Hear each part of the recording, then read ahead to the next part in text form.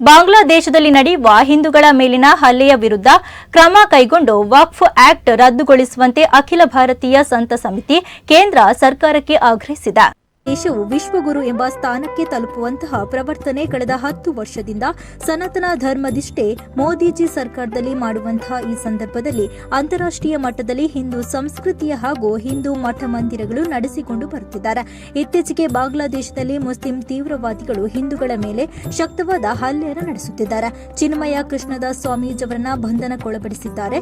ಬಾಂಗ್ಲಾದೇಶದಲ್ಲಿ ನಡೆಯುವ ಅಲ್ಪಸಂಖ್ಯಾತರಾದ ಹಿಂದೂಗಳ ವಿರುದ್ಧ ನಿರಂತರವಾಗಿ ಹಲ್ಲೆಗಳು ನಡೆಯುತ್ತಿದೆ.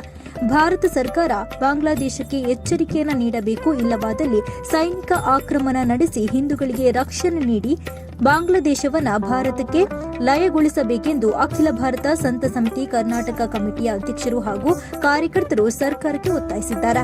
ವಕ್ಫ್ ಆಕ್ಟ್ನಿಂದ ಹಲವು ಸ್ಥಳಗಳು ಮಠ ಹಾಗೂ ರೈತರ ಆಸ್ತಿಯು ದೋಚುವ ಪರಿಸ್ಥಿತಿ. ಈ ಆಕ್ಟಿನ ಪರಿಣಾಮ ಜನಮನದಲ್ಲಿ ಆತಂಕದ ಪರಿಸ್ಥಿತಿ ತುಂಬಾ ನಷ್ಟವನ್ನ ಉಂಟು ಮಾಡುತ್ತಿದೆ. ಕಾಲಾಂತರದಿಂದ ತಮ್ಮ ಕೈವಶವಿದ್ದ ಆಸ್ತಿ ಕಳೆದುಕೊಳ್ಳುವಂತಹ ಸ್ಥಿತಿ. ಅದರಿಂದ ಇಂತಹ ಆಕ್ಟ್ ಅನ್ನು ಶೀಘ್ರ ರದ್ದುಗೊಳಿಸಬೇಕೆಂದು ಅಖಿಲ ಭಾರತೀಯ ಸಂತ ಸಮಿತಿ ಕರ್ನಾಟಕ ರಾಜ್ಯ ಅಧ್ಯಕ್ಷ ಮಹಾಮಂಡಲೇಶ್ವರ ವಿದ್ಯಾನಂದ ಸರಸ್ವತಿ ಸುದ್ದಿಗೋಷ್ಠಿಯಲ್ಲಿ ತಿಳಿಸಿದ್ದಾರೆ.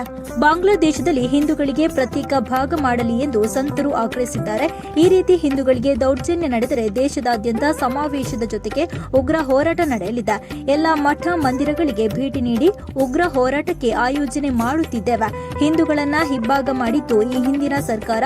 ಅದರಿಂದ ವಕ್ಫ್ ಬೋರ್ಡ್ ರದ್ದುಗೊಳಿಸಿ ಏಕರೂಪದ ಕಾನೂನು ಜಾರಿಗೊಳಿಸಲಿ ಎಂದು ಸಂತ ಸಮಾಜ ಆಗ್ರಹಿಸಿದೆ.